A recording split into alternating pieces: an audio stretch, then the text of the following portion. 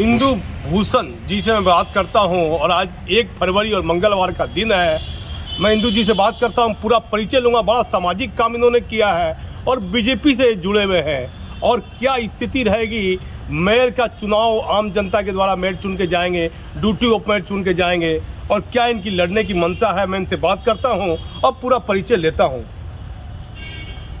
क्या इंदु भूषण जी, कैसा लग रहा है चलते हुए? सबसे पहले मैं आपके चैनल के सभी दर्शकों को नमस्कार करता हूं। मैं इंदु भूषण झा भागलपुर का वासी हूं और भागलपुर जो कि हमारे आदरणीय मोदी जी ने स्मार्ट सिटी के तहत जिस शहर का नाम का घोषणा किया, आज भागलपुर दिखने में वैसा स्मार्ट सिटी लग नहीं रहा है। यहाँ पर विकास के नाम पे विकास नहीं दिख रहा है।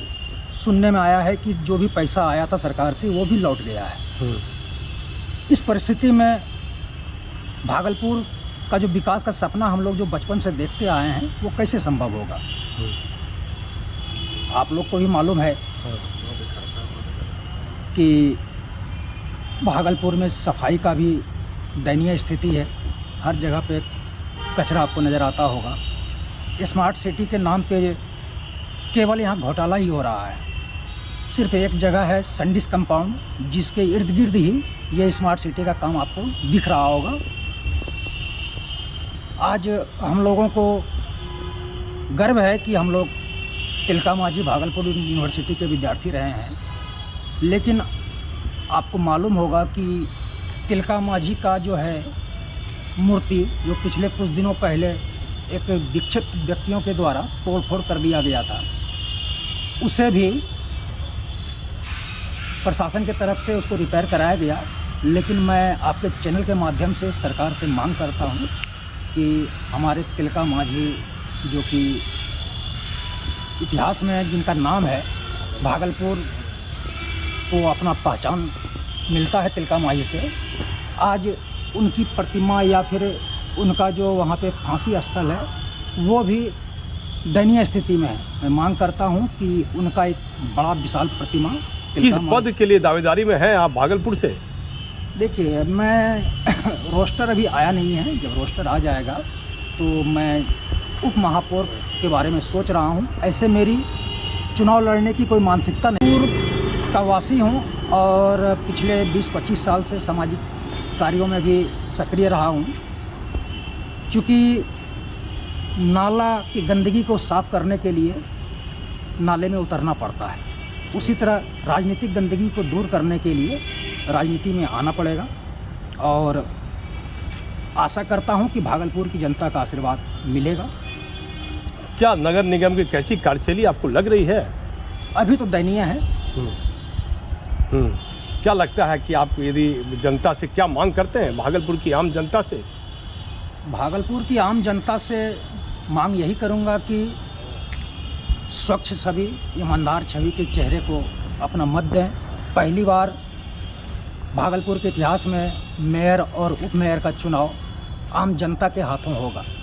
आज से पहले पार्षद तय करते थे कि हमारे शहर का मेयर कौन हो, डिप्टी मेयर कौन हो, जिसमें धनबल का बहुत बड़ा खेल होता था। आज माननीय प्रधानमंत्री माननीय नीतीश कुमार के सहयोग से ऐसा हुआ कि यहाँ का चुनाव जो है वो आम जनता चुनेगी। जनता जिसे चाहेगी उसे भागलपुर का नगर निगम का ताज। क्या लगता है धनबल का खेल इसमें नहीं होगा? इस बार धनबल के सामने मेरा आशा और विश्वास है कि जनबल सर्वोपरि रहेगा। धनबल इस बार धराशायी हो जाएगा और जिसके ऊपर जनबल है वही विजय प्राप्त करेगा।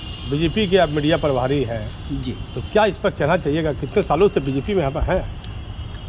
बीजेपी से ऐसे मैं 15 साल से जुटा हुआ हूँ। ऐसे मैं उससे पहले से भी काम करता था, लेकिन 15 साल से मैं पद पर हूँ। इसके पहले मैं नवगछिया संगठन में भी था, उसके बाद युवा मोर्चा में गया और आज जो है भागलपुर के जिला मीडिया प्रभारी।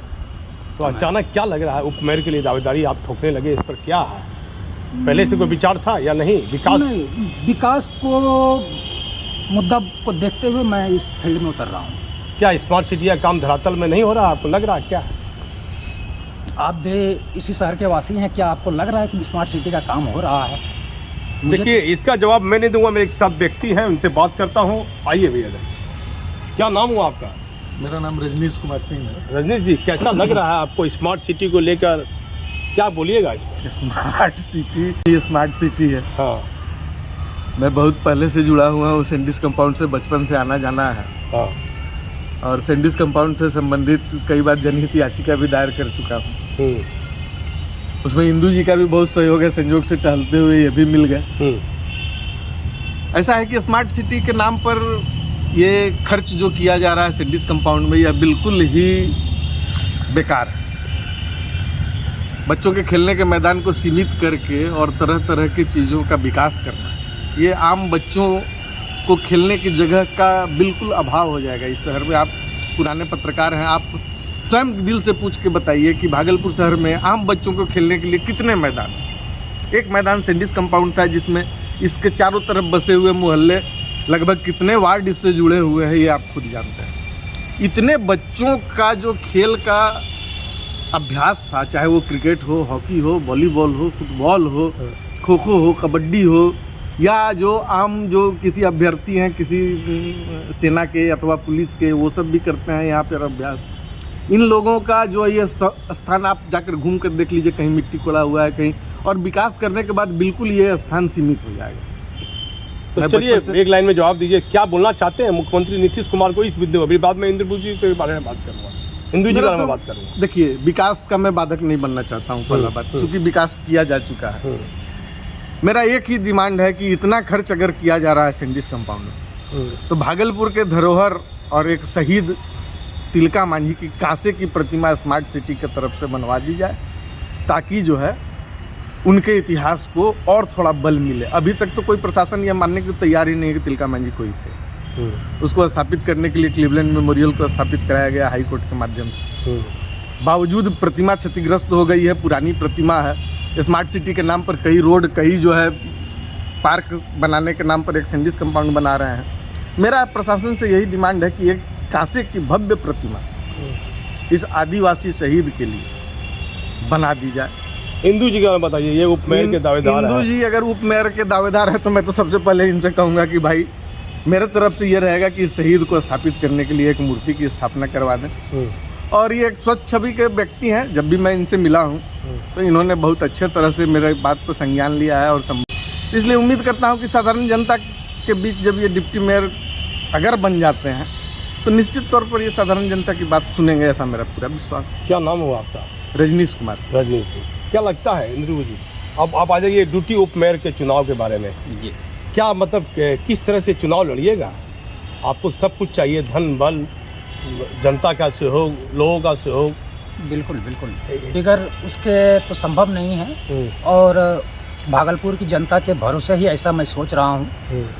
चूँकि मैं धन बल में तो कहीं नहीं आ पाऊँगा, क्योंकि मैं एक गरीब ब्राह्मण हूँ, और ब्राह्मण इतिहास में ही रहा है कि ब्राह्मण दरिद्र ही होता है।